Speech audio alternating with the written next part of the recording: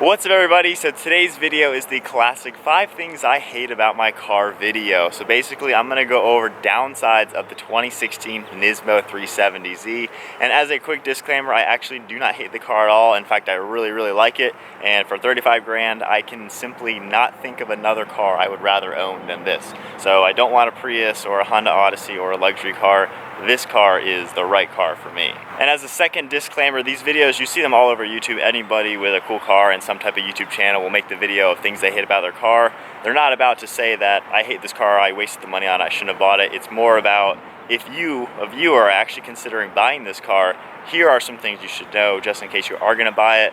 While I'm gonna show you everything that's good about this car on 99% of the videos, it's still a car and there are some things that some owners may not like, and this could be the wrong car for you, so that's what we're gonna go over. And before we actually start the video, we just hit 25,000 subscribers on YouTube, and my brother and I are really thankful for all of you. Thank you all so much for your support. The month of May, we hit over 1 million views on our total channel, so that was just a ridiculous month, so much growth for that month, so thank you all so much for your support. And on top of that, we've got a lot of questions about our shirts with the Roast for Speed logo, the 4 logo. I was able to get in contact with a local company that can make t-shirts that use screen printing. Now the ones that you see in our videos, we spent over 40 bucks on each of them. They were an online company doing stuff, but I think we might be able to offer them for sale for closer to $25. So please comment below if you're interested in a t-shirt. Let me know. You can make your own comment for the video that you're about to watch, but make a comment if you are interested in a shirt. That way I can gauge the interest and then talk with the company and get some stuff rolled out. So to now start the video, I think you're actually gonna like this. In the past, anytime I've ever done and anyone else has ever done the things I hate about my car, it gets like 70% thumbs down. So if this can get 51% thumbs up, that would be really awesome. So this is gonna be a 3-part video, all within one video, of course. The first part of it is me going over the one thing that I actually hate about this thing that bugs me so much every time I use it. The second thing I'm gonna go over are some things that Nissan could have done better to improve the vehicle. And then the third thing is for you guys actually looking to buy this. Basically the things that some of you may actually hate about this thing, and I'm basing that all off of why the previous owner actually sold it. He loved the car, but there were some reasons that he sold it for a reason. So let's begin. So first on the list, the thing that I actually hate about this car. So yes, I'm about to complain about the trunk on a sports car. So here is my issue with the trunk. If you look under here, under the Nissan logo, you have a circle button and then a rectangular button. The circle is a lock, unlock, and then this rectangle button, you press that and it will pop the trunk. But here is my downfall with that. So every day when I use the car and use the trunk, press the rectangle button, you heard it pop, the trunk pops up. In theory, I should be able to grab the trunk and now open it. Well, that didn't happen. There's some type of latch that's still holding the thing down. So now what I have to do, grab the button again, press it a second time, and now it opens up. Now I know that may sound a little bit nitpicky, but whenever I drive the car to work, I'm in and out of the trunk at least 4 times a day. I throw my lunchbox in there in the morning, you get to work, open the trunk up, get the lunchbox out. After work, same story. When I get home, same story. And it can just get really frustrating having to press the button, lift the trunk up, reach down there, find the button again, press it again, and then open it for the second time. And with the trunk open, there's these little rubber things that have like springs on them, but I don't think I can really twist them and do anything with it to have like more pressure when I actually press the button. The only thing I can think of, the car I had before this, for those of you who are new to the channel, was a 2012 Sport 370Z, which had a much smaller spoiler. So perhaps the extra weight of this larger spoiler makes it do that. And then I guess you guys with the Nismo with the big wing might have that issue too. But it seems like it only really happens when it's colder out and then like the first time opening it in a while, because right now it popped up like normal. So it is kind of annoying every morning and pretty much throughout the day. If it hasn't been open for a little while, it'll take some extra time to open it up, and it's just really annoying. So now going on to a few things that Nissan could have improved with this vehicle. One thing that is cool but kind of stupid on this car, if you look in the ceiling, you have these little microphones up there. Those actually listen to like road noise and wind noise and the engine sound, and it actually produces a fake engine note out of the speakers. Now I don't know if that is only on the Nismos or just the newer 370s in general, but yes, this car does have a fake audio track that plays engine noises when you're driving. It does sound pretty good in the cockpit when you're driving, but when I am on the outside, this car I don't think sounds any different than the standard 370.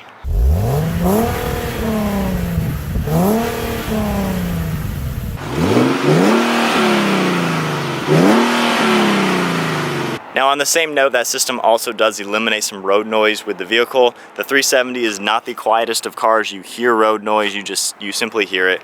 But this car is quieter than when I had the 2012Z. So the system does a pretty good job, but I think it would have been better if they ditched the whole idea of having the fake engine noise and just improved the fact that this can eliminate road noise by using the speakers. So now on to the third part of the video, which are things that you might actually hate if you buy this car, and this is specific to the 2015, 16, and 17 Nismo 370Z. The previous owner of this car traded in his 2011 Nismo for this one.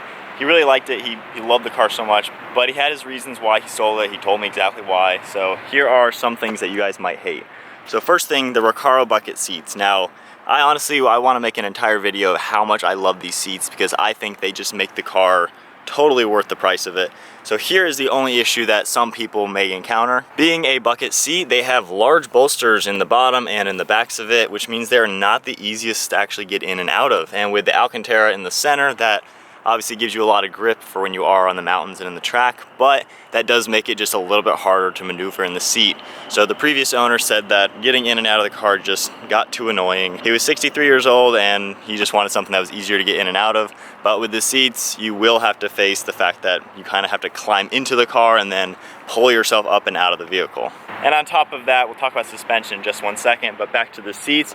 Also, they're very stiff. There isn't much squishy cushion in it. The standard seats are very soft and squishy. You kind of sink into it.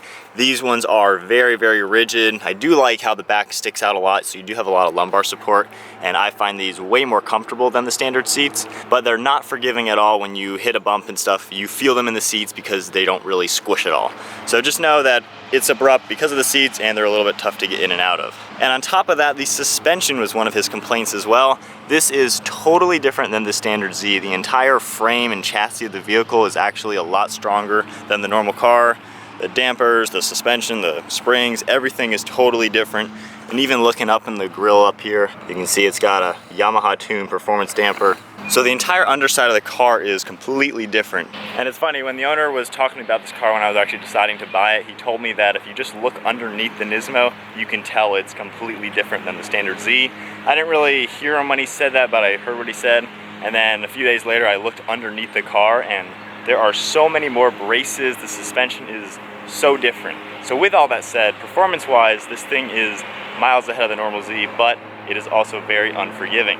When you're driving in this car, it is not a soft and comfortable ride. Every single bump in the road, every single contour that you will go over, you're going to feel. The car does not float over bumps whatsoever. Every single thing you feel, it's a bumpy ride, it's abrupt. So if you are looking for something that is a little bit softer, that will kind of float over bumps, the standard Z is going to be much better for you, and you will probably hate this thing.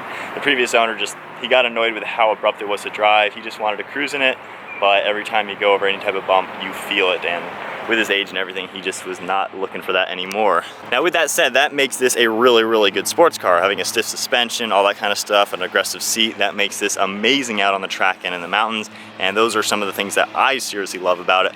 But depending on what you're looking for in a car, the Nismo might just not be the right one for you. You may want it because it is the coolest looking one, the best one in my opinion, but it might be just way too abrupt for your daily driver. So now, last up on the list, we are almost done, is the trunk again. So we're going back to the trunk on a sports car. So I'll open it up, and this time look at that, it opened up nicely. But here is the one thing that some people may not like, and again, not me, but the trunk is actually misleadingly small. Now it looks like it's pretty big. I mean, I have some camera stuff and a water bottle, but the thing that you don't really understand is the height of it is really, really low. So with my camera on the tripod, actually won't even fit. This is how tall it is back here. It's just about a hand's height. So it's like 7 inches tall here, but it goes up. Because once you have the trunk lid down, basically the ceiling of it is way down here. So one thing to keep in mind, while I have no issue with it, I can fit 3 really big backpacks in here and go on a long weekend or whatever I need to. If you have 2 people traveling in it, or you think you can just fit a lot of stuff because it looks big, you have to keep in mind that the height of it is very low and it's a smaller trunk. I mean, it's a 2-seater sports car, that's what you expect, but it just looks a little bit bigger than it actually is. Well everybody, I think that is the summary of the video of things to hate about the Nismo 370Z. So for me, my personal opinion, the thing I don't like is just so many times the trunk does not open the first time I press the button. It's so annoying if I have like a lunchbox in my right hand, which is what I'm holding the camera with, Left hand, I press the button, lift the trunk up, and it doesn't open, so I have to reach back there, find the button, do it again. It's really annoying. It happens almost every single time I'm with the car, and that is the one thing that actually bugs me. At the same note, I do not want a luxury car to replace it. This car is perfect for me. And then for things that Nissan could have done better, I think that system is cool, how it can eliminate road noise and make a fake engine noise, but I think they should have just gone more towards the eliminate road noise and less towards the fake engine noise to make that system just really, really good for what kind of car it is. And then to finish it all up, for those of you looking to buy a 370Z, you might say that you want a Nismo because it's the best one out there. It's the most performance-oriented one, but you need to keep in mind that it is a stiff suspension. It's an abrupt ride. It is a little bit harder to get in and out of than the normal one, and if you are looking for something that is a lot of fun to drive but is kind of comfortable and easier to drive, you might not want this one. So that is the end of the video. I will be doing the 5 things I love about this car in about 10 minutes from now, so look for that in a few days. But overall, I really love the car. It has so much to offer. It's every single thing I could have asked for in a car like this, and I absolutely love it. So anyways, thank you all for watching. Don't forget about the t-shirts. Please comment below and tell me if you want one so I can just gauge some interest. Working with this company, we'll need a minimum of 12 orders. So I need to see some interest. You know, make your comment of the video, what you think about the video, and then make a separate comment saying that you want a t-shirt or not, whatever. But let me know on the t-shirt so I can work with the company and get that rolling. And then the car, that is some downfalls with it. You know, if you're gonna buy one, I think it's a great car and you should buy one if you're looking for one, but use this video just to kind of help you out. Depending on what you're looking for in a car, this may or may not be the right car for you. So anyways, thank you all for watching. Hope you enjoyed the video. Give it a big thumbs up. Hit the subscribe button if you are new to the channel. So thank you all for watching, and we'll see you all next video.